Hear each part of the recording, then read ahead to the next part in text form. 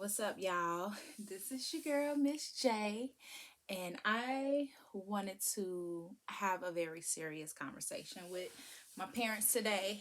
Um, I want to talk about some things that I've been having to talk to or with and about with some of my parents when dealing with our children.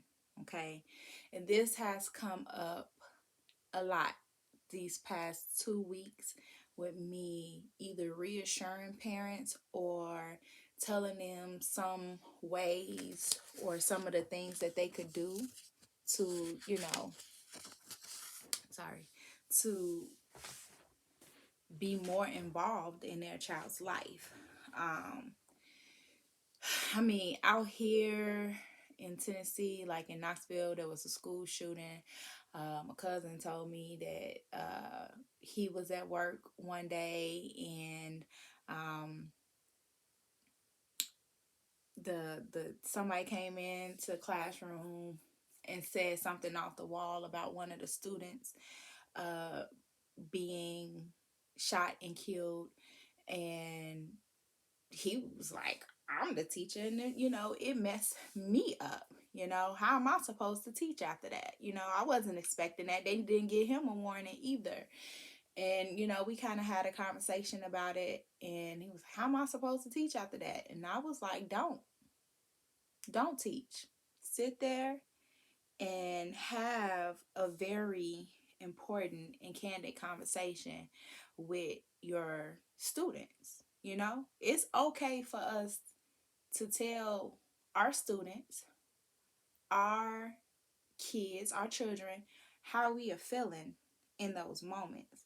And we need to, if we want our children to open up and be honest with us in emergency situations and situations where they don't feel comfortable, or just any kind of situation where you feel like if there is something wrong, you want that child to open up to you and talk to you, then you have to do the same thing. I promise y'all, I do it all the time at work, because it's not the kids' fault.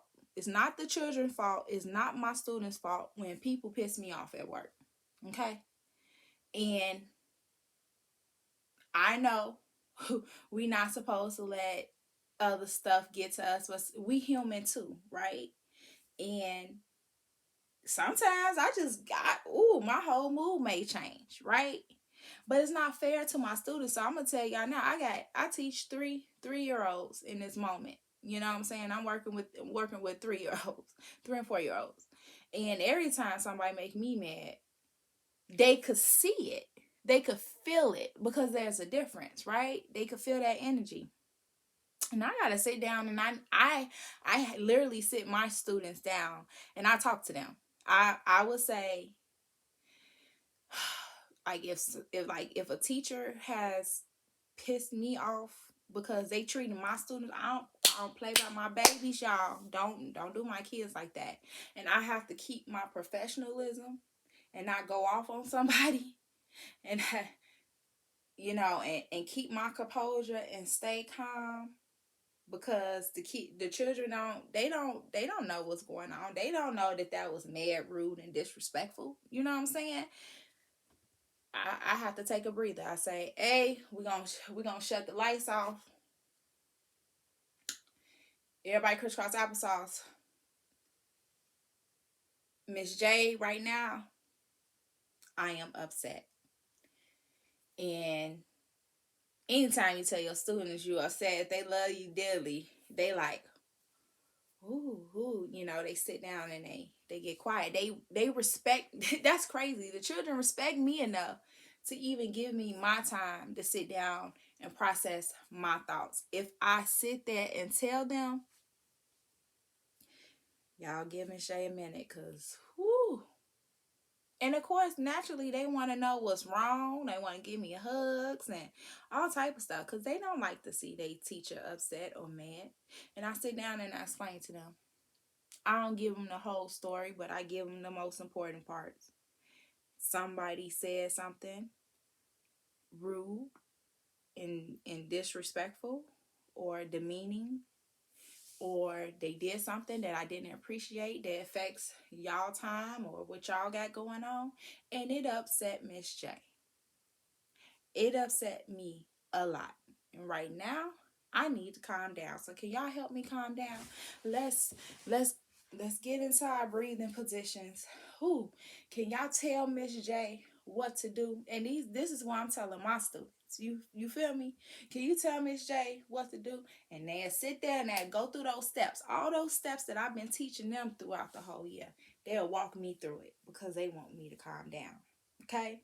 So I'm using this small example as examples of how to build these relationships with your students and with your children. Okay? I don't care what age they are. They could be in high school. Like the person who was talking to me about that crazy stuff that happened in class, that was a high school teacher. And he was like, man, hearing that news messed me up. How am I supposed to teach after that? I was like, don't teach. Sit there and tell the class how you feel, how that just made you feel to hear that about another student and tell them, oh man, that messed me up. I can't even talk right now. I can't even teach right now. They're gonna be surprised first and foremost. Like, damn, the teacher like that? And then and if you go like, hey, if anybody want to talk about it, we can talk about it. Let's open up this class today. If you're a math teacher, we're not gonna talk about math today. We're gonna talk about the world. How these type of events happen in the world. How is it affecting you? How is it making you feel? Open up the floor for conversations and make it candid conversations. Don't get mad at these children if they cussing, if they start crying, if they get angry. You need to let those children get all that stuff out. Because this might be stuff that they've been holding in for a while. Do you hear me? And they have to feel comfortable enough that they could be themselves and they could really be vulnerable when coming and talk to you. Okay? So this goes for teachers and parents. You need to it is okay to be angry. It is okay to cry. It is okay. I don't care if they in high school and they start letting little cuss words run every now and again. You know what I'm saying? Hear them out. Have those important conversations because this is what's building that relationship between you and that child. And actually, this is what's going to help you have better methods or find better ways of getting through to them. And at the end of the day, that's what it's all about. So I want to give, especially my parents, some ideas, some tips, and some thoughts on how to, if you feel like your child is depressed, they're not acting the same, they acting a little different, they self-esteem is low. Okay. I want to give y'all some tips on what steps to take to get through to them, because let me tell you, even in our community, in the Black community, depression is real. Okay. Suicide is real, and if we don't get to these problems, these underlying issues beforehand, we gonna lose our babies, and we gonna either lose them to the symptoms of depression, uh, to violence. We see that all the time. Okay, we're gonna lose them to the streets. We're gonna lose them to drugs. You're gonna lose them if you don't take those steps, right? And sometimes, yeah, we feel like, oh, we don't need to go to a doctor, a psychologist, a therapist, all that stuff. Okay, even if they don't feel comfortable, this is the moment where you have to be that therapist. You have to be that doctor. You have to be that counselor. You have to be it. And don't tell me you can't do it, because I got to do it every day. I'm a doctor, a lawyer, a negotiator, a therapist, a Pokemon. God damn it, what's the Let It Go, her. And I can't stand that movie, y'all. That is one child movie I cannot stand. But I'm Elsa every other day. You know what I'm saying? I got turned into Spider-Man. You can do it. Don't think because you're not a teacher or you don't have these certain skill sets that you can't do it. You could do it. And I'm about to give you some tips. So we already went over tip number 1, which is candid conversations, right? And letting them express themselves, okay? Unfiltered, with no consequences or repercussions. You can't get mad at them because they in that shit and fuck and damn and bitch slip out, okay? Just listen. Just listen. All right? Just listen to what they saying. And then eventually, later on, after the scene has calmed down, if they get to acting a fool or doing something and they let them worse, like, hey, that was just for that moment, okay? But if you that type of parent, it was for that moment, we was happy, but don't, that's still disrespectful. You know what I'm saying? You have those talk, but let them express themselves with no consequences and no repercussions, okay? Um, you need to increase the amount of conversations you are having in the home. And I cannot express this enough. If you watch my channel, I think in every one of my videos, I'm like, talk to your kids, talk to your children, talk to your students, talk, talk, talk, talk. Talking to people is fundamental for so many reasons. In this case, it's fundamental to let you know what is going on, what is bothering your child.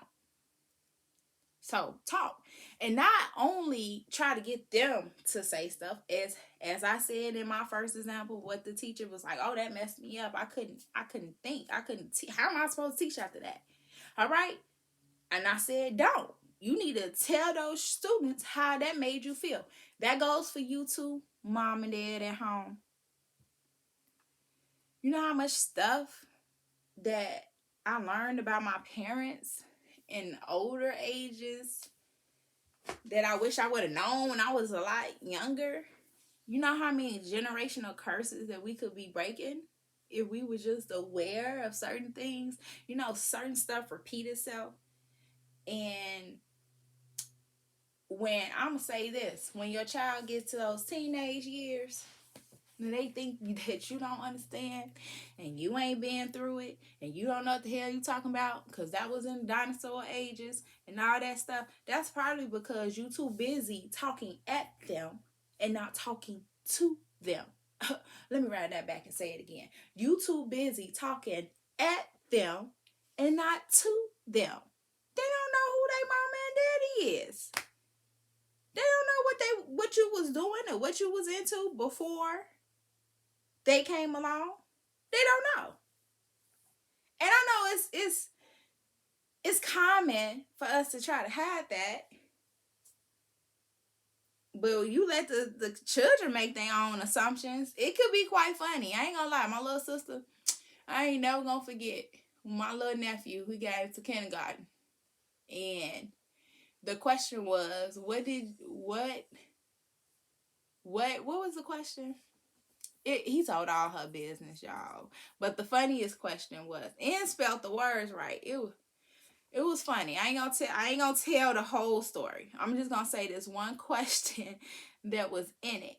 And it was, what do you think, how do you think your mom looked, or how do you think your mom was before you got here? And his answer was fat. And that cracked us up. But deep down inside to make her make. She's like, boy, I wasn't fat. Matter of fact, I was skinny. I ain't even had no stomach. I ain't had no stretch marks. But he don't know that. Are you showing him pictures of you when you were younger, or what you look like? I remember all them times when I used to ask my grandma and grandpa questions and stuff and see them pictures. I was like, is that you? Is that you? It was intriguing. It made me want to learn more about my grandparents. It made me want to learn more about my parents. It's like a buffering system to let me say this right. It's a buffering system to making those uncomfortable moments a little bit more comfortable. Oh, now you have become more relatable. You get what I'm saying? I'm never gonna forget. Um, this one time I got a D on my report card. It wasn't even my fault. Teacher didn't even pay attention to none of those. Nobody in the class didn't know what was going on. I know I take up for teachers and stuff, and I have to say it all the time. All teachers ain't good teachers. In this case, this lady was not a good teacher. She told me, and this is sophomore year in high school. I ain't never gonna forget. She gonna tell me she was only there for a check. Once I came and confronted her about my D, because I'm like, I can't be getting in trouble for no D at home. My daddy gonna kill me. You know what I'm saying? She was like, well, I'm just here for a check. I said, well, you gonna learn. You gonna earn this check. Because I'm going to go talk to the principal about what you just said to me. And ever since then, she started picking on me in class. I had to answer all the little stupid geometry questions, all that stuff. And it was something. But I'm never going to forget that moment. One, because of what the teacher said to me. Two, because my dad came down hard on me. You don't even go to the school. You're not even involved in anything. And that's another big thing. Parents, you need to be involved in your child's life. You need to go to those parent-teacher conferences. You need to know what is going on at school. It ain't all on the teacher. It's not all on the teacher. You have some responsibility and you play a part too. And you need to go. You need to go. Don't be just going up to the school when they get in trouble. Avoid that situation before it get there. Go to the school when you're supposed to be in school. Matter of fact, take it a step further and volunteer your services. Because anytime a parent gets complaining about my class or something that happened because they was in there for a split second, I say, oh, you know what? This would be a great time for you to come and volunteer your services. Come sit in class. Matter of fact, next week we're going to have Read to Your Child Day. And I want you to come in this class and I want you to read to your child. That way they get to see all the elements that goes on in the child. And then they get the, oh, I don't know how y'all do it. Oh, I appreciate it. Yes, thank you. Thank you. But back to what I was saying. So my dad was getting on me, and I remember I talked to my grandma. I was so mad. She was like, that's funny because your daddy ain't get nothing but D's and C's in school. Ooh, he was so mad that I found that out and his mama told me. Because I used that to my advantage as a child. I sure did. I used that to my advantage. But it's those type of moments that the students need. So, and your children need. I'm teaching, I'm saying students, but that's the type of moments that children need. Teenagers need. Whatever the age they are, they need it in all ages. From birth all the way up into college. Do you hear me? We need more and more of those moments. We need more and more of those candid conversations. A lot of the stuff that went on in the 50s and the 60s and the 70s, I know about that because my grandparents and them used to talk to me about it. My dad used to talk to me about it. A lot of stuff about Chicago and how it used to be, and it's still the most segregated city in the world. But to hear those stories about the schools and stuff, like even my high school used to be all white. And then to know that and then to see what it's become today, is like, dang, stuff is crazy. So that opens up a little bit your child a little bit more to be like, oh, they might understand. So when they going through something with Pookie and Ray Ray and them, if you got a daughter, she gonna come to her mama and be like, hey, she still might not go to daddy because we know how dads are with they little girls and little boys, but she'll at least come to mom, and then mom could go talk to daddy about the situation, and y'all can work as a team to address that with your daughter. You get what I'm saying? You as the dad should be building even as a woman, okay? Now, we're not going to just put this on the dad, but you should be building up your daughter's self-esteem They should be knowing that they look good no matter what. Do you feel me? Look, love yourself. Love your nose. Love your eyes. Love your lips. Oh, you was the most beautiful person in the world. They should be getting that from you.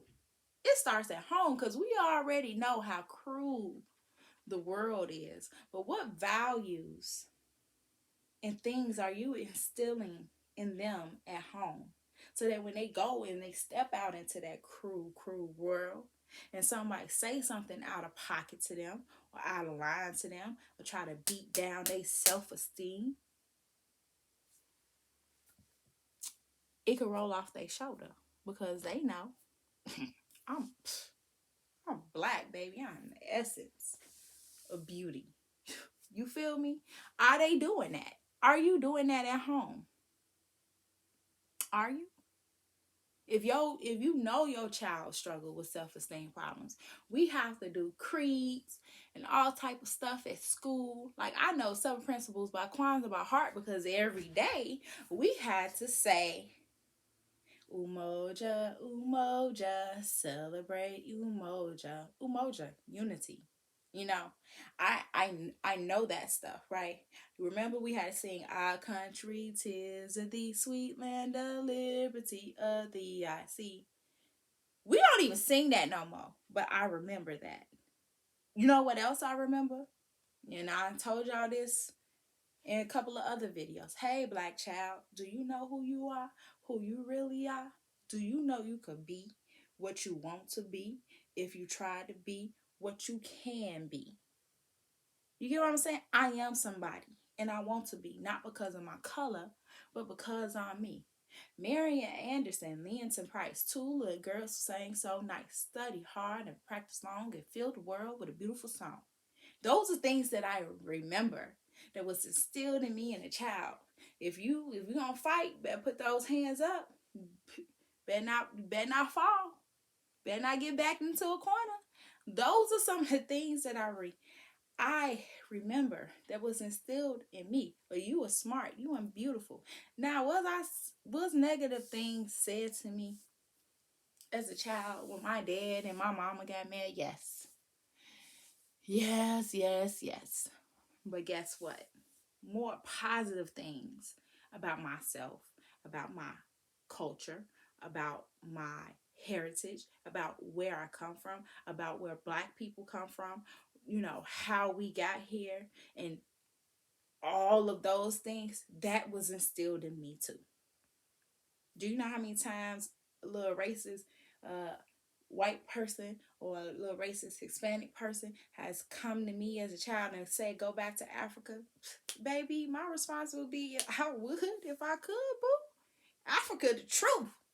Maybe you should learn a little something about it. Do you understand? So when people are coming at me sideways about some stuff, it doesn't bother me as much. Now, it does bother me, but it's not going to bother me as much. And guess what? Now, if I choose to, I could go and talk to my parents about it. And if I don't want to talk about it, guess what? Because my parents got me a diary, I could write about it in my diary. So that's tip number, what, 3? I don't know. I'm just going, y'all. But that's tip number 3. So we talked about candid conversations and the children expressing themselves. So yes, we're on number 3. Number 3, give them a diary. I had a diary when I was little. And I ain't gonna lie, now that I think about it, it did make me feel better. Because when my mom got sick, I was scared as hell to talk to my daddy about anything. Even if I was sick, I'm scared to talk to him about if I'm sick. You get what I'm saying? It was different. I could go to my mom and talk to her about a little bit more, but going to my dad, that was different, y'all. But he used to buy me diaries all the time. And as I get older, I'm a little convinced he probably read them. He had to, because my sisters was reading them. You know, so if you got siblings in the house, let me tell you, fights are going to get started behind them diaries because the siblings are gonna start reading it, and it's just, that's our personal privacy. Don't be reading my diary, you know what I'm saying? Now we got scrapped, that might happen. So I want to warn you, but at least your child is getting out how they feel. And if you're really smart and a sneaky parent, you can read your child's diary just to get a heads up on what's going on. But I would not suggest that you read it, see something that you don't like, and then get mad at it and go in there and act a whole. You've been doing what? You've been talking to who? Nah, you gotta be smarter than that, baby. They ain't gonna help your situation. You doing that's gonna harm your situation. You know what I'm saying? And I could say if my dad read stuff that was in my diary, which I'm pretty sure he did, I could tell you I would never know. I would never know. But if I could take the time and sit back and think and make sense of some stuff, he knew. He knew some stuff. You know what I'm saying? But he never said nothing. You know? And if my sisters read my diary, I'm sure they ain't told him something anyway, but he ain't never addressed me about it. Maybe he addressed something about it a couple of months later, like a smart person would do, so that they can't know that you know. So maybe later on down the line, he addressed it and had like, hey, I want to talk to y'all about something. Or I want to talk to you about something. I want your opinion about something. This is something that I'm having an issue with somebody else. And it might be the issue is you, but they gonna frame it as if it's with somebody else. How should I go about this situation? And what do you think?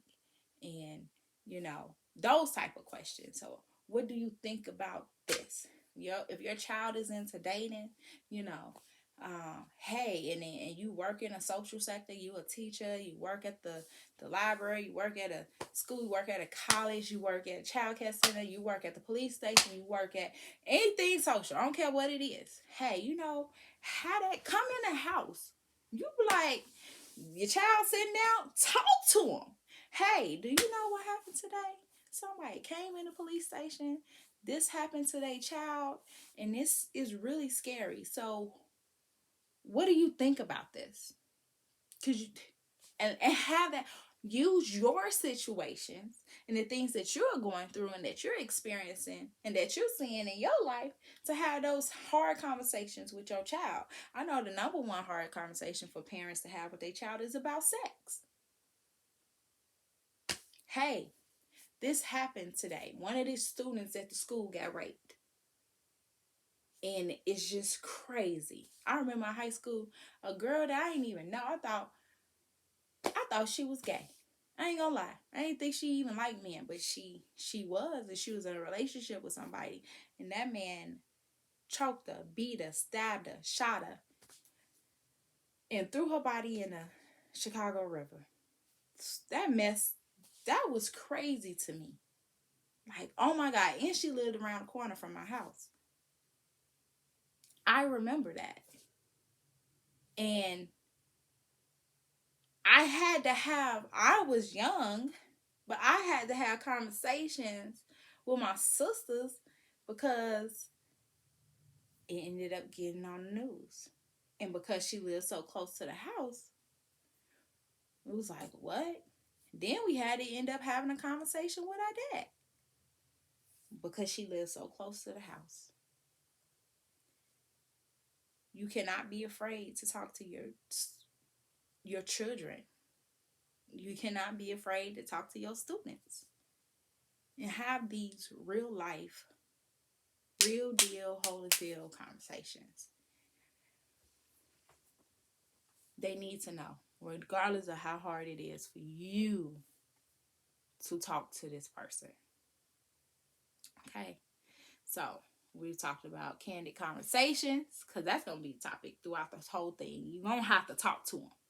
letting your child express themselves candidly with no repercussions, no consequences, and giving them a journal or diary to help them express their thoughts. And if your child is under the age of 5 in which they cannot read or write yet, or they learning,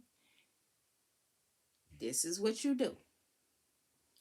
You get them a big little journal notepad too. Have them draw pictures.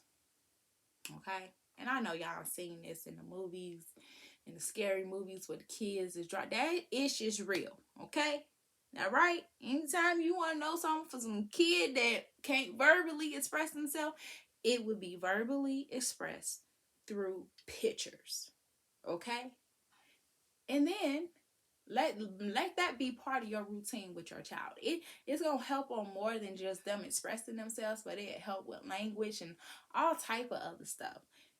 It's so many things, but right now we're talking about letting the child express themselves. So let them draw their pictures, and then when they finish, and if you make this a routine, they won't know, you know, this is what you're doing. If you make this part of the routine. Now, if you just come out the blue and just start doing this,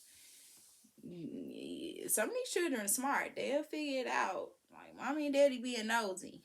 But try to incorporate this into your routine. Have them draw the picture. Do their journals maybe twice a week or something. And let them tell you what that picture is. That's how I know all y'all business. Besides, they act it out and play. So if you at home beating on mommy, guess what? The teacher know. Because guess what? They at home, they in school in the dramatic play area beating on the baby doll. Then I be like, why are you beating my baby like this? We gotta have a conversation. But indirectly, they tell us. Same thing with journaling. I'm like, well, who is this? This is mommy, this is daddy, and this is mommy's boyfriend. Oh, mommy and daddy to my knowledge, is married. But this is mommy's boyfriend. Oh, okay. So what's going on with mommy's boyfriend? Oh, they gonna tell it. And guess what? I'm gonna write it down so you could see. Might not write down all the details because all the details ain't gonna be able to be written. But this is mommy, daddy, and mommy's boyfriend. When you get to school at parent teacher conference, if you show up, I'm gonna present this journal to you, and you're gonna be like, oh my goodness. Oh my God. Like, come on now. Or I might just tell you at the end of the day, you got your child. I now know why your child is acting differently at home. Is there something that you need to discuss with me or get off your chest or whatever? Because this incident happened at school today. That's if you're a parent that wants to talk to your teacher at the end of the day and work with your teacher and partner up. Because if not, guess what? That teacher ain't gonna feel comfortable talking to you. But if you one of those parents, no, you close, y'all in it to win it for the same reason for the child, then yeah, I'm gonna bring it to your attention. And then I'm gonna give you the opportunity to express yourself. We could go somewhere and talk privately. I'm going to see how I can help you. Is there anything that I can help you with? See how that works? Because at the end of the day, what you were going through, that affects that child. And you may not think it because you're going through your own thing, but it is.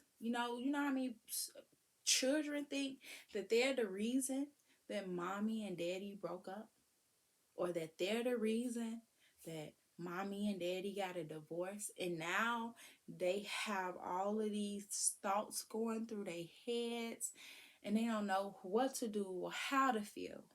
So when they come to school, their behavior change. Now they in school acting a whole plum fool.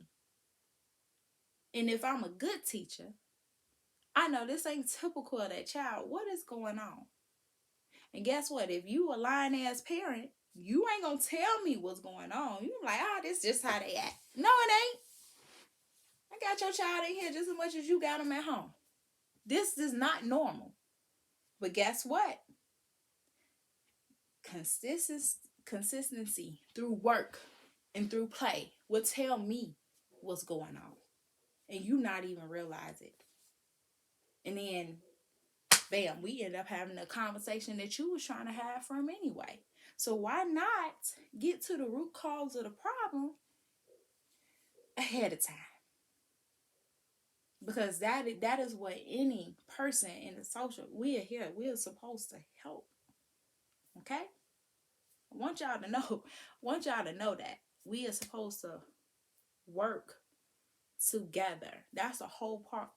The whole point of dropping gems is to work with the children, parents, small business owners, and raise the standards and the values within our communities so that we could bridge that gap that is inhibiting us from pouring into our children the correct way. That is what dropping gems is about. So this is why I'm having these conversations. Okay? Because y'all need to know this. And we have to do it together. That's the only way it's gonna work. The that's why the saying is it takes a village to raise a child. Okay? Next, you need to spend quality time with your child.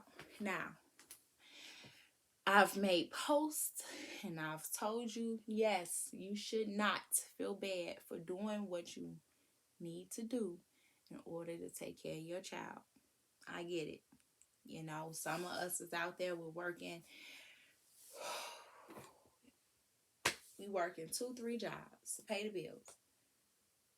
I get it. The only time your child see you is when you tucking them in the bed at night. I understand. But if you want better, guess what? You got to do better. And if your child is having a hard time and they on the verge of a mental breakdown, guess what? Look, mama, daddy, step back or change your job. There's 50 million jobs out there. You can find one. I hear my dad always telling parents, hey, I got through my situation because I got a job working somewhere where I could bring my kids with me. Maybe that's what you need to do too. And yes, we stayed in the library. But we went with my mama. After they split.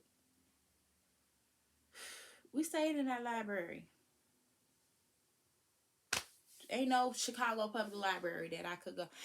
Ain't no library in Chicago that I could go to that ain't nobody gonna know who I am because of my dad. Hell, I feel like I've been born in a library. Okay, so shout out to all Chicago public libraries. Okay, but yes, that's what we did. And even before my mom got sick, we was at those libraries acting out poems and stuff. That instillity. You better get your affirmations ready for your child so they can know who they are. Okay? And every child is different.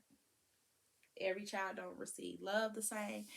Every child is different. So you have to remember that because what may work for this child ain't gonna work for that child. And unfortunately, you gotta become a teacher anyway because you don't think you a teacher.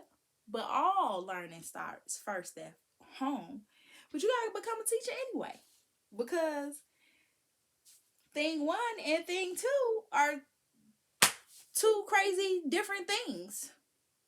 And thing one likes to jump on the bed while thing two likes to hide under the bed. Everybody learns differently. Everybody is different. And just like me as a teacher, I have to diversify my lesson plans. I have to get to know these students to figure out what is the best way to reach them in learning. Or if I'm a director or a manager or a boss or something, I have to find out other people's skill sets. What are they good at? Because what Sue is good at is not what Bob is good at. You know what I'm saying? I gotta put them in different places. I gotta do different things with them. How I may be able to talk to Roger, it's not how I be able to talk to Rabbit. I don't know. You know what I'm saying? And I have to work. I've been working on that my whole entire life, because people who keep it 100 and keep it real with me, them, boom, I love it. Don't sugarcoat nothing for me. If I feel like you sugarcoating some ish for me, I'm mad. Don't sugarcoat nothing for me. Don't lie to me. Don't do none of that. Right? But there's some people out there that you gotta sugarcoat stuff for. And you gotta lie to them. I'm not that person. So if I feel like you sugarcoating something for me, and you're lying to me, and you're not keeping it 100, I don't feel like you looking out for me in my best interest. Because if I got booger in my nose and it's hanging down, and you just going, and I go, and it's still there, and I go somewhere and I embarrass myself because I got this booger hanging out my nose I didn't know, and all you did was this. If you don't speak up and say, girl, you got this big ass booger in your nose and it's getting on my nerves, could you go get it? I'm like, oh, thank you. I might be a little embarrassed then in that moment, but I would rather be embarrassed by somebody I love than to be embarrassed by the public. You know what I'm saying? So that's always been my thought, my range of mind. Now I got here and I had to start working with people, and I'm just like, it's really people out here who don't want to know the truth, who really want you to sugarcoat stuff and really want to be pacified. So I have to learn how to infuse my 1,000% honesty with that. But what I realize is I just don't want to work with them type of people. I don't want to be around them type of people. I ain't gonna lie to y'all. I don't. So y'all don't have to pray for me on that one. But what was I saying before this? Now it took me to a whole nother level. Everybody doesn't learn the same, right? So that goes for your child too. Okay. So work on that. Is very important. You will be surprised. I mean, I remember this one little child I had in 2010 in my class, and he spoke like Scooby Doo. I swear to God, y'all. Could barely understand what he's saying. I worked on his speech a lot. A, B. We was doing that every day. Simple stuff like that you could do in the car with your child. A, B, C, D, D, E, F. I don't care. Dance, do all that. But they need to be saying A, B. And if you keep doing that for a year, you will see growth. So in this particular situation, yes, he had a speech impediment. I was working with him in school. He had a speech therapist, and children who have speech impediments, they get frustrated quickly because they trying to express themselves, but guess what? You can't understand shit they saying. So now you keep asking them, huh? What? What you say? Say that over again. And what happens? They get mad. So, with that being said, you have to calm down, be patient, and find ways and other things to get to your child. The journal is one of them. And practicing A, B, stuff like that is one. And tongue exercises. Stuff like that. Simple stuff. You can do this in a car. You can do this while you cooking. There is no excuses to why you can't do this with your child, so I don't want to hear it. You can do this on a walk. I don't care how crazy y'all looking. You out there, A. You dancing. B, C. They got a ton of stuff on YouTube.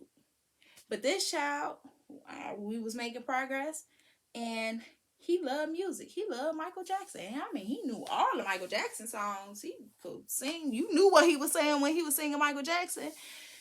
And that's how I taught him. Through music. Through music. So I was like, oh, okay, that's why you learned your ABC. So when we started doing our sounds, I put some music and some dance moves behind it. If I had to turn into Michael Jackson myself, that's what I was gonna do for that child. Okay? So we in there. Billie Jean, it's not my love. B. Do you hear me? And it may sound silly to y'all, but you gotta have some type of sense of humor in teaching these kids, because it's not funny when they get to second grade and they don't know what an A look like. They don't know what a B look like. I started teaching this to 1 years old. 1 year olds. And when you is 10, 15, and you can't tell me what the letter Z, what sound does letter Z make? It brings tears. It literally breaks my heart, y'all. So I taught him how to spell his name through music. I ain't gonna spell the little boy name, but we gonna MSJ. Let's just pretend MSJ, Miss J, MSJ. Okay? And he learned where it was taking other children probably a week with this same song to spell their name. He learned how to spell his first and last name in 2 days. So when he learned, because the parents were very frustrated, I said, hey, come here. Spell your name for your grandma. And he spelled it, and that lady tears started coming out her eye. Because she understood it, and she was like, oh my God, thank you, blah, blah, blah. That is the type of persistence that you need to have with your child. You are studying them, you are trying to figure out what gets to them and what they like. And so that takes me to my next point. You need to take on their likes. You cannot get through to your child without knowing what they like, what they don't like. Come on now. Think about it. You in a relationship. I know this count for all my ladies. And a man ain't paying attention to you. He don't pay attention to your wants, your needs, nothing. How that gonna make you feel? Fellas, your girl ain't paying attention to you, but she paying attention to the next ninja. How that's gonna make you feel? Same thing with your kids. Take on their likes. My nose is itching, y'all. Take on their likes. I don't care if your child is 1 and all they want to do is listen to Mickey Mouse all day. I remember my brother, when he first had his first child, he was like, I don't know how you do this, Mika. I'm like, it's research. I call anything that children like that I gotta go and watch. It's research. And once you attack it with that frame of mind, you would know. It's research. And you won't feel so bad about it. Because guess what? If that's all they want to look at is Mickey Mouse Clubhouse, you better be in there. Hot dog, hot diggity dog. Boom, boom, boom, boom. Guess what? When you come in the house after a long day and the kids are, hey, mommy and daddy, don't you just love that? Don't you love that? But come in that house and they be like, hey, mommy and daddy. And you just, hot dog, hot diggity dog. Watch how they faces just light up. And y'all ain't even gotta watch the show. You just hot doggity dog around the house. You getting that energy up out of them, because we already know bedtime coming up soon. They gotta eat. You hot dog, hot dog, hot dog. Hot dog, hot diggity dog. Do, do, do, do, do, do, do, do, do. Look at how excited they get. Sure, I'm over here working up a sweat trying to explain this to y'all. You see how animated I gotta get for y'all? Okay? They hot diggity dogging it up. Yo, little boys, they like Spider-Man, Superman, and now you better become Spider-Man for the day when you come in. You better tuck your roll.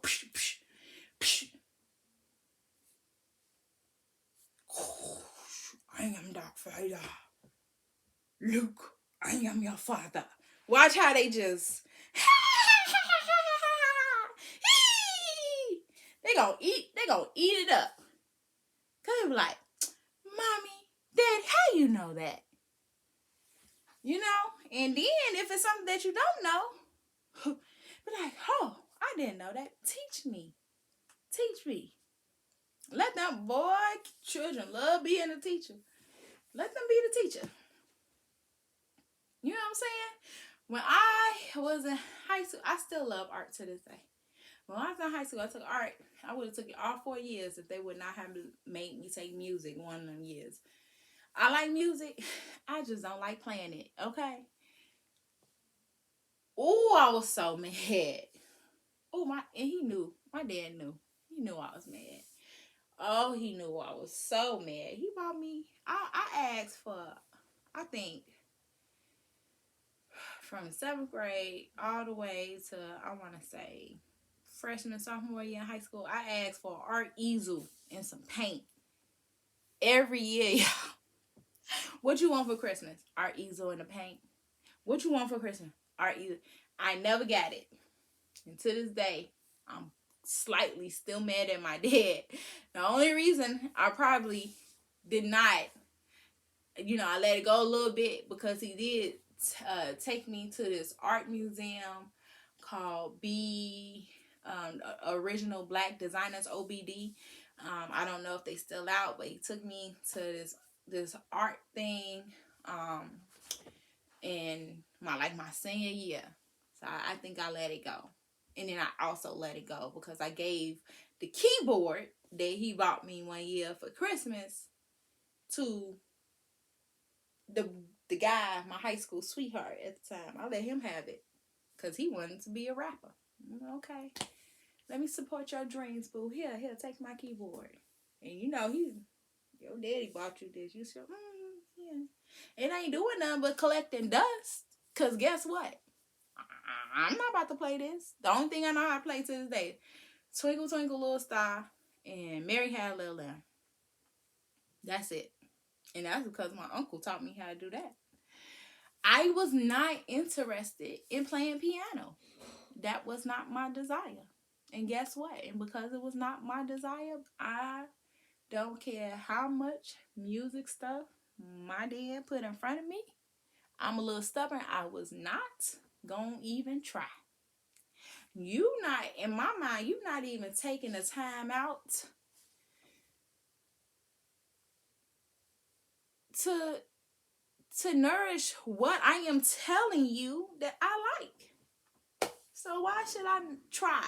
Why should I try to play piano? You ain't trying to get me no easel. That was my thought process.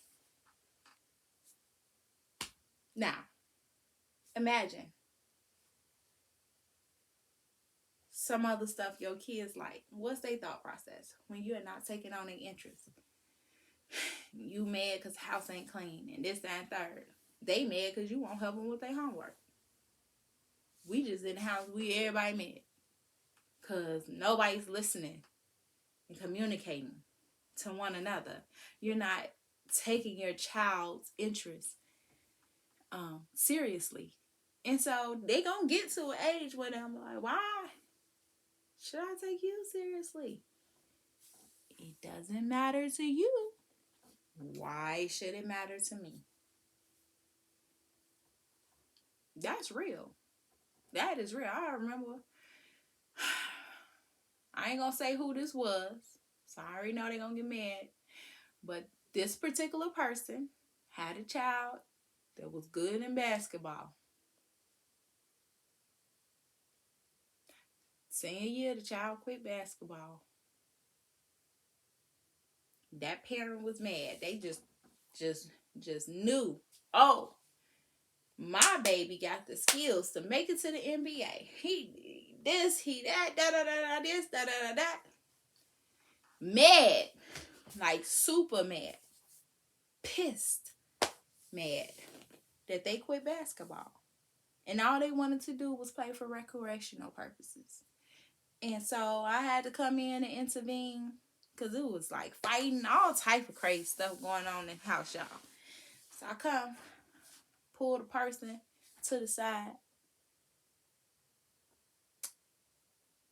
calm that young man down, and I'm like, talk to me. Crying, sobbing, tears coming down his eyes. Why you quit basketball? First, he didn't want to open up. Look, I'm not your mama. I don't even gotta tell her. I don't. If you don't want me to tell her, I won't tell her. But I need to know what is going on because this right here is unhealthy. And his reason for quitting basketball his senior year, when he got all these people coming out scouting him and doing all this stuff for college, is because he felt like his teachers and nobody cared about him, and they were just passing him up, like literally passing him up in school because he was an athlete. So the thought of going to school for college basketball scared him because why? He said, I don't know nothing. I don't know nothing. I don't know how to read. I don't know how to write. I don't know how to count. High schooler. And I don't want to go to basketball for college if this is what it's gonna be like. And I said, okay. I was like, I understand. It damn near made me want to cry. You know what I'm saying? And it's people in the school systems like that. But if you're not taking the time out to talk to your child and figure out why, I'm like, it gotta be a reason. He still want to play ball recreational, but don't want to play at school. There is a reason why. And then you so busy yelling and trying to fight and I am your mama and I'm this and I'm that. You're not even taking the time out to listen to your child. And how many times have this issue arise before then? How long has he been feeling this way? Now I get to a point where, boom, everything blows up.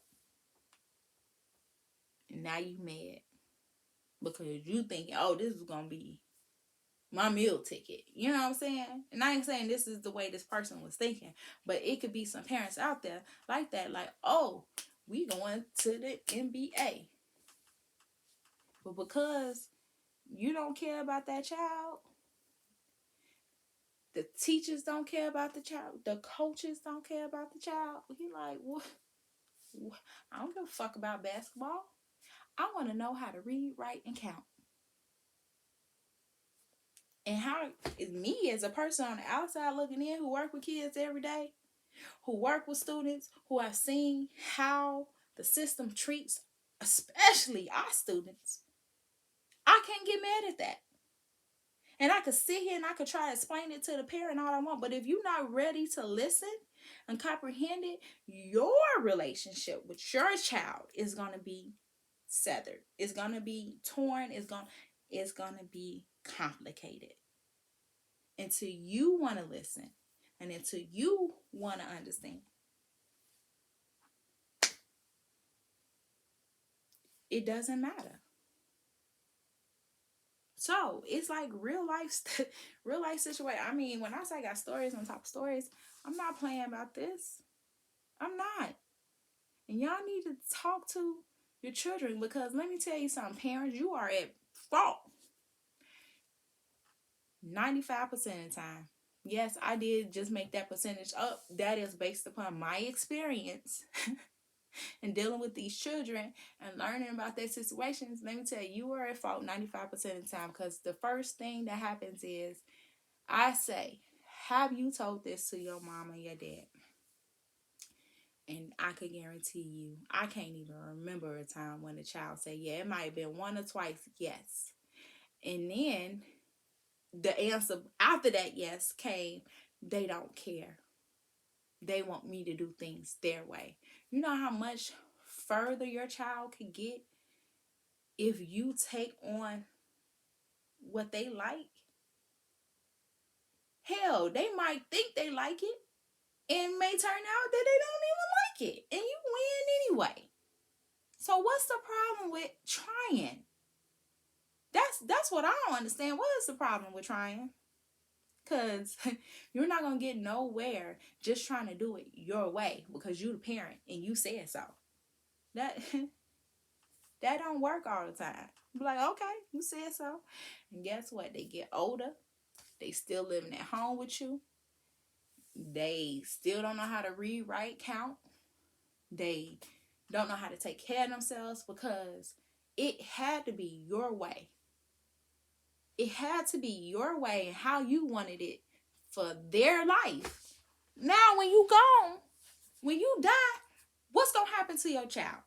How is your child going to survive if you were never giving them those skills to live on their own in the first place? Tell me. And I'm so passionate about this because I deal with this every day. And when I see it and when parents have to talk to me about this, it makes me so upset. Because I could tell you all I want, but until you put these practices into play, you are going to continue to have the same issues with your child, and then you're going to be mad at me because your child like me more than they like you. And that's because all I'm doing is putting all this stuff that I'm telling you into practice on an everyday basis with your child. Now, you are your child's first teacher. You are their first everything. You should be doing this on a regular basis. And there's no reason why you can't do it. There's no reason why. There's no excuse as to why you can't do it. It's just this simple conversation. It's simple. I don't care if it's torture for you to sit through that child's basketball game. Show up. You don't know what you're doing for their homework? Say it. I don't know what I'm doing, but guess what? We're going to figure this out together. So, in closing, because I think that's it. No, it's not. It's one more. The next thing is you need to gas your child up. But that goes into that we did talk on that already. Instilling that self-esteem into your child, telling them they beautiful, they're handsome, they're the bomb, they're smart, they could do anything they put their mind to. You want to own a bakery? All right, come on, let's go. It ain't gonna be easy. You ain't gotta make it seem like it's just gonna fall out the sky, because we all know it ain't gonna fall out the sky. But all right, come on, let's you gotta take this class. You gotta learn about money. You gotta learn how to count. You gotta weigh out the ingredient. You gotta know how to read. So it's ways you can manipulate that child's want into something that you want too. If your focus is school and that child focus is basketball, you saying stuff like, oh, you gotta have ABCs, you gotta have straight A's, and you gotta do this and you gotta do that, or you can't play basketball. That's the wrong way to go about it. Try this. Oh, you want to play basketball? All right, so look, who your favorite basketball player? LeBron, MJ. All right, study them. Kobe, study the greats. If you don't know nothing about free throw points and all that stuff, this is the time for you to learn because you're taking on your child's interest. And then you go back, all right, I need you to tell me about how many assists Mark MJ had, how many rebounds did this person had. Tell me why this was good. Okay, now I look at LeBron. I like basketball. LeBron ain't my favorite person, but I respect his hustle. You know what I'm saying? So I want you to tell me about LeBron hustle. What did you learn about LeBron in his personal life? What is he doing with his money? And if they like basketball, you talking about all these basketball players, they gonna go do the research. They gonna do the work. Now here they come. They come back to you with all the info. Oh, okay. LeBron invests in stocks. Okay, he got this business, he got that business. So why do you think he able to do this? Why he doing this? You think he gonna be able to play basketball forever? The child gonna sit there and be like, nah. Think Steph Curry gonna be able to play basketball forever? And I'm like, nah. Right. So what you think they setting themselves up for? Child, I'm like, after they retire, bingo. So what we need to do? How we gonna set up ourselves up for if you make it to the nah, we ain't gonna take if out. When you make it, right? So, but you already know in order to make it, you gotta put in the work. Like them chances are slim. Like, tell me how many. You tell me the statistics of how many people make it to the NBA a year. Let him go do the work. You gotta bring it back to you. I 1 out of 17 people. All right. How many people is in the world? Too many for us to count. So let's just make up a number. All right, 1 billion. What do you think your chances are of getting there? They gonna have to be honest with themselves. Do you think you putting in the work to get there? They gonna have to be honest with themselves. All right, you don't think you put in the work? What do you think you need to do? You think eating all this fast food gonna get you there? All right, you want to tear your ACL before you even get to the pros? Like we gotta think, parents. Think you gotta outsmart your child. But don't tell them, oh, you can't do it because you ain't got the ABCs and 1, 2, 3s down pat. Tell them LeBron has to read and write. Because he had to set up himself financially. Because people will take from you if you don't know how to read and write. LeBron is their idol at this moment, unfortunately. They watching everything he do, right? So use that moment as a learning experience. Don't say, oh, you can't do it because you ain't putting in the work. Say, oh, you must not want this bad enough because you're not putting in the work.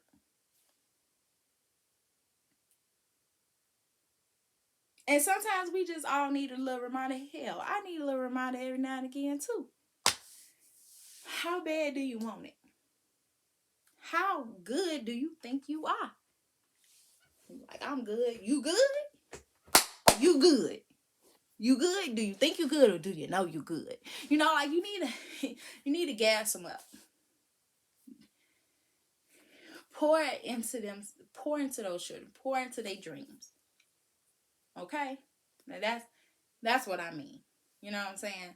That's what I mean. So as parents, sometimes we're too focused on how we was raised and oh, it worked for me. But what about those things that did not work for you that you want to change? And I ain't talking about because you ain't had the best outfit, because that's material, unpurposeful BS, or because you didn't have the best shoes. I'm not talking about that.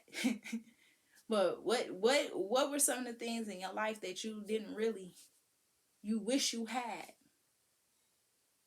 I know a lot of brothers now, and kudos to all my brothers who are taking care of their kids because their father wasn't in their life. That's the type of stuff I'm talking about. Your mama was a whole food. You about to go out there and get a whole food for a girlfriend and have kids with her? I mean, what are you gonna do differently? So, as I end that, I'm just gonna reiterate these tips for y'all. Quality time, conversations, candid conversations, letting your child express themselves unfilteredly, no consequences, no repercussions, journals or diaries, and taking on their likes and interests and gassing them the up. Okay? You gotta motivate, support, and inspire them to be the best them that they could be. So those are my tips for today. I want to see you guys put this stuff into play so we could lower the rate of depression with our children, suicide rates with our children, and mental illnesses within our children. We could do it, y'all. Y'all have a great day. Talk to you later. Bye.